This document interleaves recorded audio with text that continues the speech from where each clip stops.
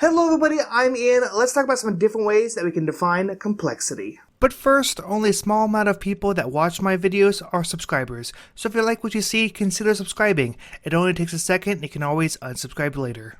So I was kind of browsing Board Game Geek one day, looking at a game that I believe I was thinking of getting or something like that, and somebody asked about what the weight is of the particular game that is about to come out. Now, for those who don't know, weight is a term that board gamers use to substitute for the word complexity. A heavier game being a game that is more complex. Now, Board Game Geek does have a weight scale from 1 to 5, with 5 being the most complex, and users can go on there and rate how heavy the board game is or not, and then it comes up with an average to determine how heavy a board game is. Now, I'm not going to go into whether a game is or is not actually heavy or actually complex or not.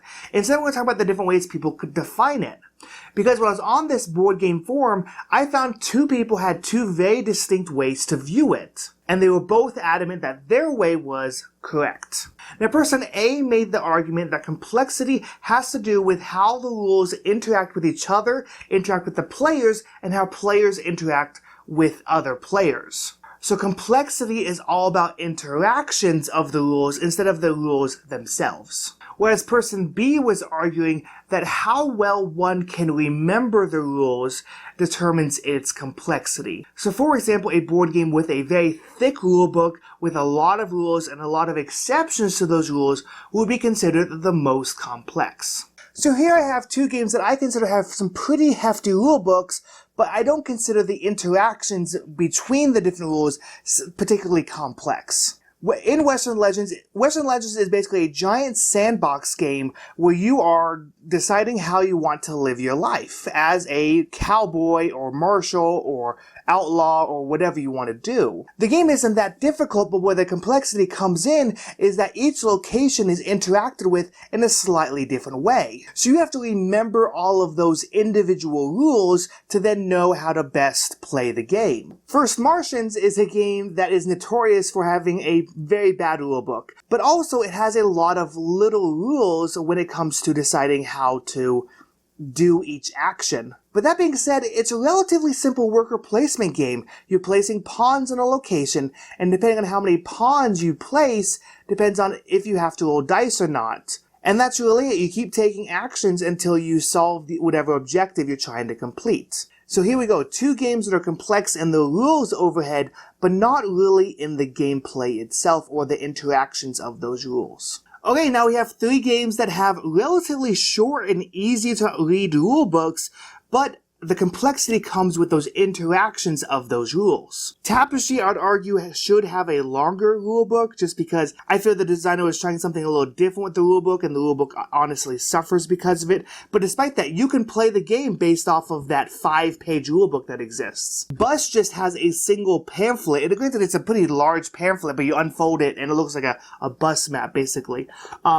And the rules aren't that complex, but it is considered a pretty complex game because of those interactions. Gigapolis, I'm just going to be saying the same thing. The rules are not that complex. You're going to be playing a card, and then you're going to take one of 3 actions, and that's really the entire game. Once you understand those 3 actions, you know how to play the game. But even though the rule overhead is not complex, I would honestly say at least 2 of these games are more complex than the other 2 games I featured previously. And again, that's simply because the way the rules interact with each other and with the players and the strategy you need to develop to then best move forward is harder to define and therefore more complex. So there you have it. I showed you games that I feel have complexity in the rulebook and in the minutia of the individual rules, and I showed you games that don't have a lot of rules overhead but are relatively complex based on those interactions. Now, if you look up all those games on Board Game Geek, all except for one, which is First Martians,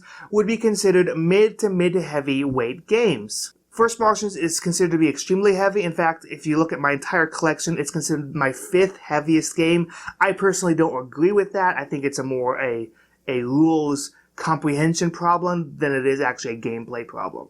Now, if those are all mid to mid-heavyweight games, what's a heavy game and how is it defined in its complexity? So here I have 3 games that are considered to be some of the heaviest games in my collection. If you look on Board Game Geek, they all are in the 4s when considered weight, with On Mars being the heaviest. In fact, I think it's one of the heaviest games on Board Game Geek at something like a 4.6. So, what makes these games heavier compared to the other ones? Well, first of all, their rulebooks are extremely complex. You're talking 30-page rulebooks, most likely. So, okay, there are a lot of rules and a lot of exceptions to the rules and a lot of things to remember when playing it. But that's not it. The way the rules intersect with each other and the way the rules interact with players and players interact with each other makes these games complex.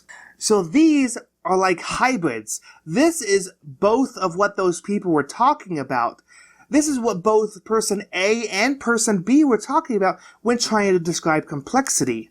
So as you can see, those two things combined, if those two things exist, you have the most complex games. So that's really all I have to say about complexity. They're both right. They were arguing over really nothing and really the same point. But not only that, I would say complexity can also scale based on the people you were playing with. I'm not just talking about people's ability to play a game better than others. I'm just saying that the way a player approaches a game can then affect how another player reacts to that approach, and then it may be more easy or difficult for that other player to then interact with that. For example, Azul, that is an extremely simple game, has a lot of complexity because there's player interaction. For example, my wife plays a really mean game of Azul, and I have to adjust my play style against that. So yeah, there you have it. The two ways that I tend to define complexity. How complex are the rules when playing the game, and how complex are the interactions of the rules and the people who interact with them. Both of those things combine and create what we know as complexity. But how do you define complexity? And maybe go ahead and sound off in the comments, what's the heaviest game in your collection according to BGG? And what's the heaviest game in your collection according to you? Leave your thoughts and feelings in the comments below. Now go experience many board feelings. I want to thank you all so much for watching my video. I know there are hundreds, if not thousands, of other board game content creators out there, and you took your time to watch this one, so thank you so much. If you like what you see, consider subscribing. You can do that right here. And if you want to see more of my videos, you can click right up here to see more. And down here is just a video that YouTube thinks you may like. So once again, thanks for watching.